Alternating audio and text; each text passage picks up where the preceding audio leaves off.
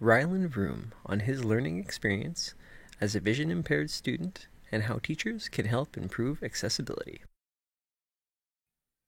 What kinds of obstacles have you encountered in the classroom? Okay, so what struggles have I had in the classroom due to my disability? Well, anything that's written tends to be a little more difficult for me to access.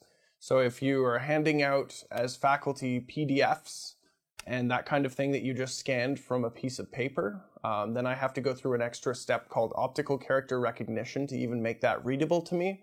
And right now, OCR technology is not the best, so sometimes things will not come out the way that you'd think they are. So I might show up as a number 1 instead. So that is one of the struggles that I face in the classroom. Another struggle is PowerPoint.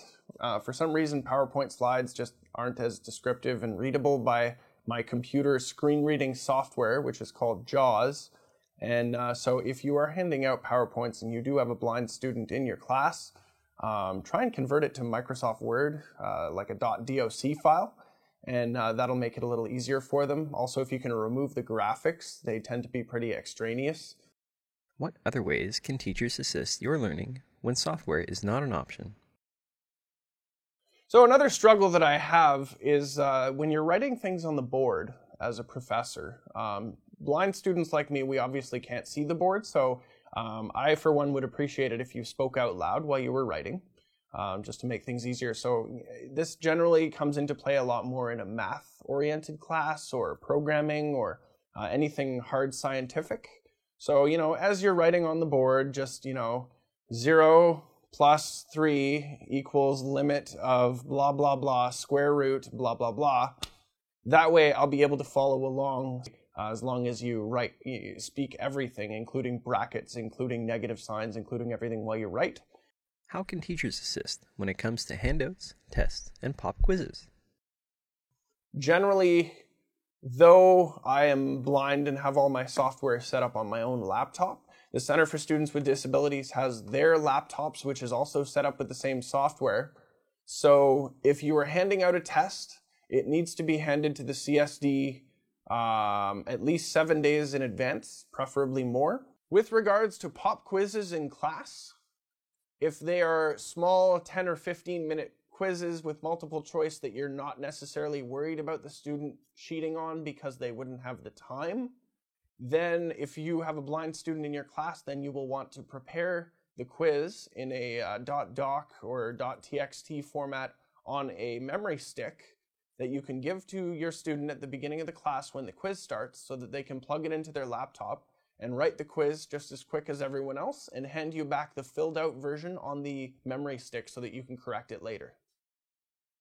How can teachers assist with issues like printing and accessing video?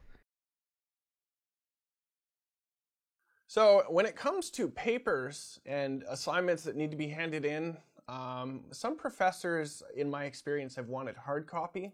But I can tell you as a blind person that I don't own a printer, and it's very difficult for me to use the school printers because you either have to plug in a memory stick into a visual interface on the printer itself and select what you want to print, or you have to log into one of the computers in the labs here, which don't actually have JAWS or any screen reading software. Therefore, I can't print. So as a professor, it would make any blind person's life easier if you could just accept it by email form or as a Blackboard post. If you are teaching an online course or a course that has a lot of video content, I know some professors around here already link to YouTube videos and such.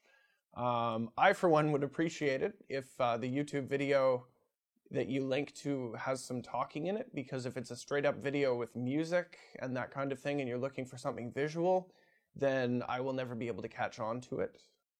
What can teachers do to help make Blackboard easier for people with vision impairments? So when it comes to having all your assignments to be handed out for a blind student, Blackboard is good. It's gotten a lot better accessibly, so Blackboard is definitely an option. And just as long as you make sure that your course layout is consistent, so the assignments are in the assignments folder, the course outline and anything course related is in the course content folder. handouts and things like that. Classwork could be in a folder called classwork. What should new students with vision impairments do if they have questions or concerns?